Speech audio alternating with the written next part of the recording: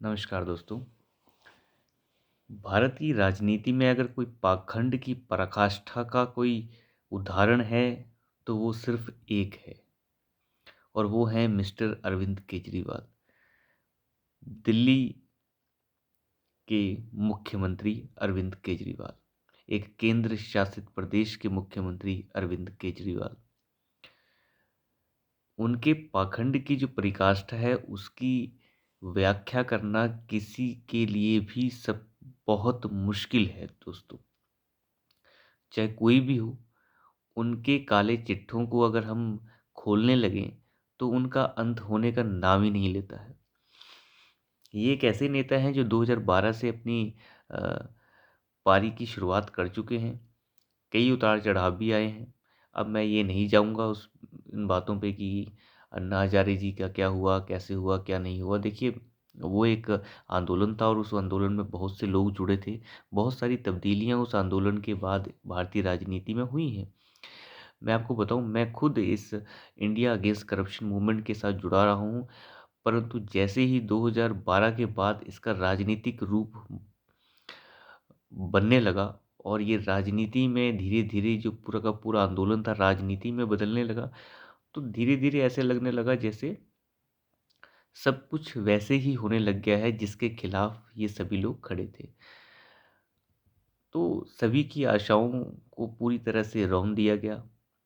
चलिए, जो भी था वो एक अलग चीज़ थी, पर मेरा एक मानना है कि अगर राजनीतिक विकल्प लेके कोई आ रहा है, तो उसे ये बिल्कुल नहीं कहना चाहिए कि मैं सबसे अलग हूँ। हर कोई इंसान है और उसे इंसान की तरह ही बर्ताव करना चाहिए।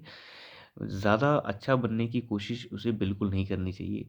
केजरीवाल जी फालतू की बात ज़्यादा करते हैं और काम कम करते हैं। उनकी बातें जो हैं अब पूरी तरह से ऐसा लगता है जैसे वो पूरे हताश हो गए हों। वो पूरी तरह से नेस्तनाबूद हो चुके हैं। उन्हें पता है कि भ्रष्टाचार के मामले जो चल रहे हैं, वो भ्रष्टाचार के मामले मुझे जीने नहीं देंगे। उन्हें सब पता है ये एक ना एक दिन सभी मामले केजरीवाल के गले की फान बनने वाले हैं। आज जी तोड़ करके उन्होंने मेहनत की थी कि मनीष सिसोदिया को सीबीआई की गिरफ्त से तो बाहर निकाल ही लेंगे कम से कम, चाहे ईडी से अ, ज़मानत मिले ना मिले। ईडी के मामले में भले ज़मानत ना मिले, लेकिन उन्होंने पूरी कोशिश की कि आज सीबीआई से ज़मानत मिल जाए, परंतु ऐसा नहीं हो सका। मुझे लगता है ऐसा होगा भी नहीं, क्योंकि जिस प्रकार से केस इनके अगेंस्ट, जिस तरीके से मुकदमा चल रहा है और जैसे-जैसे चीज़ें निकल के सामने आ रही हैं, मैं नहीं मानता कि कोर्ट के पास कोई भी वजह होगी इन लोगों को ज़मानत देने की। तो फिलहाल पिछले 30 दिनों से इनके 18 मंत्रालय सँभालने वाले मंत्री फिलहाल तो अंदर हैं। चलिए, इस चीज़ पे तो बाद में बात करेंगे। पहले मैं आपकी थोड़ी-सी जानकारी के लिए बता दूँ कि आज मैं इनके पूरे काले चिट्ठे खोलना चाहता हूँ। मैं बताना चाहता हूँ इस वीडियो के माध्यम से आपको कि किस तरह से पाखंड के देवता जो हैं, किस तरह से नंगा नाच कर रहे हैं। लोग खुद को पाक साफ बता रहे हैं, परंतु ये नहीं बताते कि हम कर क्या रहे हैं। सुबह से शाम ये कहेंगे कि शिक्षा में ये हुआ, शिक्षा में वो हुआ, शिक्षा में इतना सुधार हुआ, शराब में कितना सुधार हुआ। आपका जो मंत्री है वो शराब मंत्री भी है। तो अकेले ये कहना कि शिक्षा में सुधार हुआ, उसका भी कुछ पता नहीं है। शिक्षा का भी कोई सिर-पैर मेरे हिसाब से मुझे नहीं लगता कि है। शिक्षा में भी बहुत कुछ अभी अ, अनियमितताएँ जो हैं वो देखने को मिल रही हैं। वो बाद में पिटारा खुलेगा। मैं बात कर रहा हूँ अरविंद केजरीवाल के एक बड़े ही अजीबो-गरीब बयान, जो आजकल उनके चल रहे हैं। वैसे तो वो अजीबो-गरीब बयान जो हैं कहीं भी दे देते हैं, परंतु आजकल वो बयान दे रहे हैं अपने विधानसभा में। एक बिल्कुल ही विधानसभा में बयान देने का मतलब ही क्या है? प्रधानमंत्री के ऊपर जितने आक्षेप वो लगा सकते हैं, वो लगा रहे हैं और वो भी विधानसभा का उपयोग करते हुए। वो मंच से किसी मंच से उनकी अपेक्षा नहीं कर रहे। अब वो उन्हें जो है विधानसभा से टारगेट कर रहे हैं। केजरीवाल जी ने कहा कि हमारा प्रधानमंत्री अनपढ़ नहीं होना चाहिए, वो बहुत पढ़ा लिखा होना चाहिए। अगर वो पढ़ा लिखा नहीं होगा तो उसे कोई भी बेवकूफ़ बना के जा सकता है। कोई भी किसी भी तरह का आदमी जो है हमारे प्रधानमंत्री को बेवकूफ़ बना सकता है अगर वो पढ़ा लिखा ना हो। अगर हमारा अनपढ़ प्रधानमंत्री होगा तो वो ऐसा कहेगा कि थाली बजाओ और कोरोना तरंगों से भाग जाएगा। तो इस तरह की वाहियात बातें करने वाला ये इंसान, इसे ये समझ पूरी तरह से है कि थाली बजाने से लोगों में एक ऊर्जा का तरंगे निकलेंगी और कोविड भाग जाएगा। क्या इस तरह की बातें कभी प्रधानमंत्री ने कही हैं? क्या प्रधानमंत्री इस तरीके की बातें कहते हैं? इस आदमी को इतनी समझ भी नहीं है कि थाली बजाने से केवल हमारे कोविड-19 के उस दौरान के जो वर्कर्स थे, जो उस दौरान काम कर रहे थे, जो फर्स्ट लाइन वर्कर्स थे, उनका उत्साह बढ़ाने के लिए था। लोगों की हताशा को ख़त्म करने के लिए था, ना कि उनकी तरंगों से निकाल के कोविड भगाने के लिए। इडियट जैसी बातें करना मिस्टर केजरीवाल, लोग इन बातों को बड़े अच्छे से समझते हैं, आप नहीं समझ रहे हैं। आप भी ममता लालू की तरह जो है अभी भी उसी राजनीति में फँसे रहना चाहते हैं। आप जो हैं रिवर्स गियर में चल रहे हैं मिस्टर केजरीवाल। तो लोग बहुत अच्छे से समझते हैं और आप अपनी फालतू की बातें बंद ही रखें तो बेहतर रहेगा। तो इस तरीके के हमले वो आजकल कर रहे हैं जो बहुत ही अजीबो-गरीब हैं। सुनने में भी अजीबो-गरीब हैं और बात करने में तो हैं ही कि प्रधानमंत्री जी जो हैं अनपढ़ हैं। चलिए, अच्छी बात है, पढ़े लिखे वही हैं, बाकी तो अनपढ़ गँवार ही हैं सभी। कहते हैं उनकी डिग्रियाँ फ़ेक हैं। मैं आपको बताऊँ 2016 में केंद्रीय सूचना आयोग के जो चीफ थे, उन्होंने उनका नाम था श्रीधर आचार्य उल्लू। श्रीधर आचार्य उल्लू ने 2016 में गुजरात यूनिवर्सिटी और दिल्ली यूनिवर्सिटी को ये निर्देश दिए थे कि वो मोदी जी को दी गई प्रधानमंत्री मोदी जी को दी गई जो डिग्रियां हैं उनका जो है विवरण केजरीवाल मुख्यमंत्री दिल्ली को दें। तो जो केंद्रीय सूचना आयोग के चीफ ने कहा, उन्होंने एक तरह का ऑर्डर ये दिया था गुजरात यूनिवर्सिटी और दिल्ली यूनिवर्सिटी को कि आप जो हैं प्रधानमंत्री को दी हुई डिग्रियों का जो ब्यौरा है वो मुख्यमंत्री अरविंद केजरीवाल को दें। परंतु यूनिवर्सिटी ने उस समय उसके 3 महीने बाद ही ये मामला जो है यूनिवर्सिटी हाई कोर्ट में लेके चली गई थी और उस समय गुजरात हाई कोर्ट ने इसके ऊपर रोक लगा दी थी, स्टे लगा दी थी। परंतु मामला जो है अब उसके बाद फिर से उठने लगा है। मैं आपको बता दूं उस समय के जो केंद्रीय सूचना विभाग था उसने ये स्टेप इसलिए उठाया था क्योंकि केजरीवाल जी ने उन्हें चिट्ठी लिखी थी और ये कहा था कि किसी भी तरह की जानकारी देने से हम लोग पीछे नहीं हटते हैं। हम अपनी एजुकेशन की जो भी जानकारी ये सामने रखते हैं, तो प्रधानमंत्री की जानकारी छुपा के आयोग क्या साबित करना चाहता है। तो उसके ऊपर आयोग ने चिट्ठी लिख दी थी यूनिवर्सिटी गुजरात को कि आप जो है प्रधानमंत्री जी की डिग्री को अरविंद केजरीवाल जी को दे दें या उनको प्रोवाइड करें जैसे भी। तो उसके बाद जो है अब ये मामला उठा है। शुक्रवार को हाई कोर्ट का फैसला आया और शुक्रवार को हाई कोर्ट ने ये कहा कि किसी भी तरह की डिग्री दिखाने और प्रधानमंत्री कार्यालय को डिग्री दिखाने की कोई आवश्यकता नहीं है और किसी भी तरह का कोई भी इस तरीके का जो जो ऑर्डर जो पास किया गया था, जो ऑर्डर दिया गया था क्योंकि जो यूनिवर्सिटी थी, गुजरात यूनिवर्सिटी थी, वो इस ऑर्डर के अगेंस्ट जो है एक अपनी अपील जो है हाई कोर्ट में लेके गई थी। तो हाई कोर्ट ने इस आदेश को ही जो जो सेंट्रल केंद्रीय सूचना आयोग का जो एक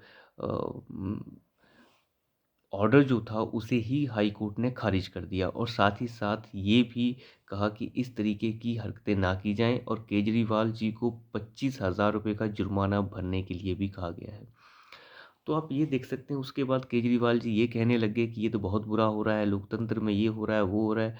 मेरे भाई साहब, कोर्ट ने ये फैसला सुनाया है, ये किसी मोदी के चाचा ने नहीं सुनाया है। केजरीवाल जी की हताशा यहीं से दर्शाती है। उनका दिमाग बिल्कुल ख़राब हो चुका है। उन्हें नहीं पता चल रहा अब क्या होने जा रहा है और क्या हो रहा है।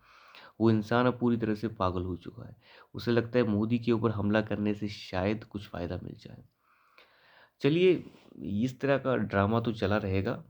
इस आदमी की जो बिलबिलाहट है, जो वो चिल्ला रहे हैं कई दिनों से, वो चिल्लाना जो है, वो पूरी तरह से मैं आपको बता दूँ, वो इसीलिए चिल्ला रहे हैं क्योंकि वो चिल्ला-चिल्ला के बताना चाहते हैं कि शायद ज़ोर-ज़ोर से बोलूँगा तो लोग यकीन कर लेंगे। ज़ोर-ज़ोर से बोलूँगा तो लोग यकीन कर लेंगे मैं ईमानदार हूँ। बेईमान तो वो हैं ही। तो मैं थोड़ी-सी आज आपको विवरण देना चाहता हूँ कि 2012 के बाद जब से ये पार्टी बनी है और सत्ता में आई है, 2 बार सत्ता में आ चुकी है, दिल्ली में, पंजाब में अभी-अभी आई है। पंजाब की फ़िलहाल मैं बात नहीं करूँगा क्योंकि वहाँ पे जो चल रहा है वो तो चल ही रहा है, उसका तो बाद में बात करेंगे। लेकिन अकेली दिल्ली की मैं बात करूँ तो अभी तक इनके लगभग अगर 60-65 विधायक हैं तो उसमें से 25-30 विधायक जो है जेल की हवा खा चुके हैं और उसमें से कुछ विधायक इनके तो इतने सीरियस ऑफेंसेस में जेल के अंदर हैं जिनका आप अंदाज़ा भी नहीं लगा सकते। मनीष सिसोदिया, सत्येंद्र जैन, अमरतुल्ला, ऐसे लोगों को तो आप जानते ही हैं। इसके सिवाय भी बहुत बड़ी लंबी फ़हरिस्त है इन लोगों की। मैं छोटी-सी आपको फ़हरिस्त आज बताना चाहूँगा ताकि आप ऐसे पाखंड का एक गंदा नाच जो हो रहा है उसके बारे में थोड़ा-सा अंदाज़ा लगा सकें। पहला नाम है इनका शरद चौहान का। दोस्तों, जिस तरीके से केजरीवाल जी ने इस साफ राजनीति का जो एक मुखौटा पहन रखा है, इस मुखौटे को उतारना बहुत ज़रूरी है। पहला नाम है शरद चौहान का, जो कि एमएलए हैं नरेला के। मैं इन्फॉर्मेशन साथ में लाया हूँ अपने। नरेला के एमएलए हैं शरद चौहान। ये इनके ऊपर जो है कार्यकर्ता को मजबूर किया था इन्होंने आत्महत्या करने के लिए। इस चीज़ के चार्जेस इन पे लगे थे और इन्हें अरेस्ट किया गया था। हरैसमेंट और मोलेस्टेशन के चार्जेस भी इन पे लगाए गए थे और उनके काफ़ी साथियों के ऊपर भी ये चार्जेस लगे थे जिन्हें बाद में अरेस्ट किया गया था। ये है शरद चौहान एमएलए नरेला। उसके बाद बात करते हैं नरेश यादव। ये हैं महरौली के एमएलए। इन्हें जो है कुरान का जो ग्रंथ है, कुरान के ग्रंथ की बेअदबी के मामले में इन्हें अरेस्ट किया गया था मलेरकोटला पंजाब से। मलेरकोटला पंजाब में इन्होंने जो है कुरान की जो है बेअदबी की थी, तो इस मामले में इन्हें गिरफ्तार किया गया था। अब दूसरा नाम तो आप जानते हैं, तीसरा जो मैं लेने दे रहा हूँ, अमानतुल्लाह खान। अमानतुल्लाह खान जो है ये ओखला के एमएलए हैं और इन्हें धमकाने के चार्जेस के ऊपर अरेस्ट किया गया था। इन्होंने एक महिला को धमकाया था, जो महिला ने ये बताया कि मुझे जो है रेप और मर्डर की करने के लिए धमकाया गया है। इस एमएलए को बाद में अरेस्ट किया गया। ये हैं ओखला के एमएलए अमानतुल्लाह खान। इसके बाद आते हैं जी सोमनाथ भारती, जो इनके लॉ मिनिस्टर भी रह चुके हैं और इन्हें जो है मोलेस्टेशन, डोमेस्टिक वायलेंस, जो इन्हीं की बीवी ने इनके अगेंस्ट केस जो है लिखवाया था, तो इन्हें भी अरेस्ट किया गया था फॉर डोमेस्टिक वायलेंस के केसेस के लिए और खुद ये आदमी लॉ मिनिस्टर भी है दोस्तों। इसके बाद का नाम तो आपको बड़े अच्छे से याद होगा, तो मैंने आपको अभी 4 नाम बता दिए हैं, 5वां नाम मैं बता रहा हूँ आपको, वो है दिनेश मोहनिया। दिनेश मोहनिया जो है ये संगम बिहार के एमएलए हैं। दिनेश मोहनिया संगम बिहार से एमएलए हैं और इन्हें भी मोलेस्टेशन, सेक्सुअल हैरेसमेंट के केसेस में अरेस्ट किया गया। तो ये आप देखेंगे दिनेश मोहनिया। अब दिनेश मोहनिया जो हैं वो एमएलए हैं संगम बिहार से, संगम बिहार के एमएलए हैं और इन्हें भी सेक्सुअल हैरेसमेंट और मोलेस्टेशन के केसेस में अरेस्ट किया गया है। और मैं बताऊँ, ये दिनेश मोहनिया वो आदमी है जो पहले दिल्ली जल बोर्ड के चेयरपर्सन भी रह चुके हैं। तो नेक्स्ट मैं बात करूं तो वो है जितेंद्र तोमर। जितेंद्र तोमर जी को कौन नहीं जानता, ये भी इनके लॉ मिनिस्टर थे जो फर्जी डिग्रियों के मामले में अरेस्ट किए गए। तो आप सोचिए, इनका लॉ मिनिस्टर ही फर्जी डिग्रियों के मामले में अरेस्ट हो रहा है और ये पाखंडी लोग प्रधानमंत्री जी की डिग्री देखना चाहते हैं। जिनकी खुद डिग्री का हिसाब किताब नहीं है, ये प्रधानमंत्री जी की डिग्री मांगने की हिम्मत भी जुटा पा रहे हैं। ऐसे पाखंड का तो मैं बोलता हूँ कि ऐसा पखंडी कोई नहीं होगा जिनके खुद के नेताओं की डिग्रियां फर्जी हैं और लॉ मिनिस्टर बना रखा है और प्रधानमंत्री जी की डिग्री को ढूंढते फिर रहे हैं लोग। इन्हें शर्म ही नहीं है। अब मैं दूसरे बात करता हूँ, प्रकाश जरवाल। प्रकाश जरवाल जो है वो दियोली के एमएलए हैं। ये दियोली के एमएलए थे और इन्हें अरेस्ट किया गया था वुमेन मोलेस्टेशन के लिए। मोलेस्टेशन के लिए ही इन्हें अरेस्ट किया गया था। और एक दिल्ली जल बोर्ड के अधिकारी को भी इन्होंने थप्पड़ मार दिया था, उसके लिए भी इन्हें अरेस्ट किया गया था। ये हैं प्रकाश रावल, प्रकाश जरवाल, ये दियोली के एमएलए थे इनके। कमांडो सुरेंद्र को तो आप जानते होंगे, बड़ा नाम आया था पहले इनका, इन्हें भी अरेस्ट होना पड़ा था और इन्हें अरेस्ट किया गया था मिसबिहेविंग के लिए। इन्होंने एक अधिकारी के साथ मिसबिहेविंग की थी, जिसके लिए इनको जो है अरेस्ट किया गया था। एक एनडीएमसी का अधिकारी था वो।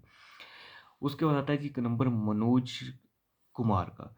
मनोज कुमार कुंडली के एमएलए हैं। ये कुंडली के एमएलए हैं और इन्हें अरेस्ट किया गया था फ्रॉड, चीटिंग, धांधली, ज़मीन हथियाने के मामले में। फिर आते हैं जी अखिलेश त्रिपाठी, इनका नाम तो आपने अच्छे से सुना ही होगा। इन्हें जो है दंगा फैलाने, दंगा भड़काने के मामले में अरेस्ट किया गया था। अब आते हैं महेंद्र यादव। ये कोई मामले ऐसे ही नहीं आप सोचिए कि इन्हें अरेस्ट किया गया और छोड़ दिया। ये सभी लगभग लगभग सारे बेल के ऊपर बाहर हैं। सभी बेल के ऊपर बाहर हैं, कुछ जेल में हैं, कुछ बेल में हैं। कुछ के लिए जो है, कुछ के ऊपर तो जो है कन्विक्शन तय हो चुका है। कुछ जो है आरोप, उनको जो है सज़ा होने के बिल्कुल कगार पे हैं। तो उसके बाद अखिलेश त्रिपाठी हैं जो दंगा भड़काने में इन्हें जो है अरेस्ट किया गया। महेंद्र यादव, ये विकासपुरी के एमएलए हैं, इन्हें भी दंगा फैलाने के मामले में अरेस्ट किया गया। इसके बाद आते हैं जी जगदीप सिंह, ये हरिनगर के एमएलए हैं और इन्हें अरेस्ट किया गया है वेस्ट मैनेजमेंट कंपनी के अधिकारी, उसके मैनेजर को के साथ मारपीट करने के जुर्म में। अभी अभी थोड़े दिन पहले की बात है, आपकी एक पार्षद जिसका नाम है गीता रावत, घूस लेते ये पकड़ी गई हैं। मूंगफली व्यापारी के थ्रू ये पैसा लेने का काम करती थी और इन्हें रंगे हाथों जो है पकड़ा गया है। नाम है गीता रावत। पूर्व पार्षद ताहिर हुसैन, ताहिर हुसैन को कौन नहीं जानता दोस्तों, जो 2020 के दंगों का मुख्य आरोपी रहा है।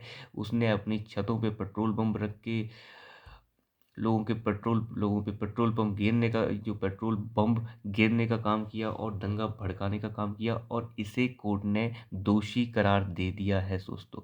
सुप्रीम कोर्ट तक ये चले गए थे, परंतु वहां से भी उन्हें हताशा का सामना करना पड़ा है। तो इस तरह का हाल है इनके एमएलएस का, जो लगभग मैंने आपको इतनी बड़ी फेहरिस्त गिनवाई है। ये 2015 से लेके अभी तक के सारे मामले हैं, जिनमें लगभग इनके 15-20 एमएलए जो हैं अरेस्ट हो चुके हैं और कुछ बेल पे हैं, कुछ जेल जाने की तैयारी में हैं। इसके बाद आते हैं बहुत ही बड़े बड़े महानुभावों के नाम। उनमें है सत्येंद्र जैन, जो उनके पहले शिक्षा मंत्री रह चुके हैं। मनी लॉन्ड्रिंग के केस में पिछले 10 महीने से जेल में हैं और कहते हैं, जब एजेंसियां इनसे पूछताछ करती हैं तो उन्हें कहते हैं कि मेरी याददाश्त चली गई है, मैं गजनी बन गया हूँ, मुझे पता ही नहीं चलता क्या हो रहा है। तो इस तरह के तो इनके हाल है। ये आदमी पिछले 10 महीने से जेल में है। कभी अपनी मालिश करवा रहा है, कुछ करवा रहा है, तरह तरह की वीडियो सामने आ रही हैं। ये है पाखंड का नंगा नाच। दूसरा मैं बताऊं आपको, अभी तक इस आदमी को जमानत इसे नहीं हो पाई है, बेल इसे नहीं मिल पाई है, क्योंकि केस इतना वाटर टाइट है कि एविडेंस इतने ज़्यादा हैं कि कोर्ट के पास बेल देने का कोई तुक ही नहीं बनता। दूसरा नाम मैं आपको बताऊं तो मनीष सिसोदिया, जिसे कौन नहीं जानता, इनका सब कुछ सर्वोसर्री है। ये केजरीवाल का दाएं और बाएं हाथ सब कुछ है, परंतु केजरीवाल का दायां बायां हाथ कोई नहीं है। केजरीवाल के लिए सब टिश्यू पेपर हैं, यूज़ करो और फेंक दो। केजरीवाल ने इन सबको यूज़ करा है और फेंकता जा रहा है। तो मैं आपको बताऊं, केजरीवाल इन्हें सबको सीढ़ी की तरह इस्तेमाल कर रहा है ऊपर चढ़ने के लिए, परंतु सीढ़ी धीरे धीरे ये नीचे धंसती जा रही है। मनीष सिसोदिया पिछले 1 महीने से जेल में है। उसे बाहर निकालने के लिए हर तरीका लगा दिया गया, परंतु कोई तरीका काम नहीं आ रहा है। आज भी उसकी सीबीआई से बेल होनी थी, परंतु बेल नहीं हो पाई। ईडी का मामला तो चल ही रहा है। एविडेंसेस इतने पुख्ता और वाटर टाइट हैं कि कोर्ट के पास जमानत देने का कोई तुक बनता ही नहीं है। कोर्ट भी जमानत तभी देता है जब आप कोई अच्छे ऐसे ग्राउंड्स दिखाते हैं या एजेंसीज फेल हो जाती हैं किसी तरह का भी इंफॉर्मेशन देने के लिए। परंतु इन्फॉर्मेशन अगर पूरी है, एविडेंसेस प्रॉपर है और ये छेड़छाड़ कर सकते हैं गवाहों के साथ, सबूतों के साथ, तो कोर्ट इन्हें बेल नहीं देगा, और कोर्ट ने बेल नहीं दिया। इनके सारे इंपॉर्टेंट लोग जो है, जो दारू घोटाले के साथ जुड़े हुए हैं, वो काफ़ी हद तक गिरफ्तार हो चुके हैं, कुछ सरकारी गवाह बन चुके हैं। बचना बहुत मुश्किल है मिस्टर केजरीवाल। इसीलिए यही सारी छटपटाहट है जो सड़े गले शब्दों के रूप में केजरीवाल के मुंह से बाहर आ रही है। चलिए, अब इस पाखंड का नंगा नाच तो चलता रहेगा और इसका अंत बहुत नज़दीक है। अंत हो भी रहा है और होने वाला है। चलो ठीक है, देखते हैं कैसे होता है अंत। तो अभी के लिए इतना ही। कल के अंक में फिर से मिलेंगे। धन्यवाद।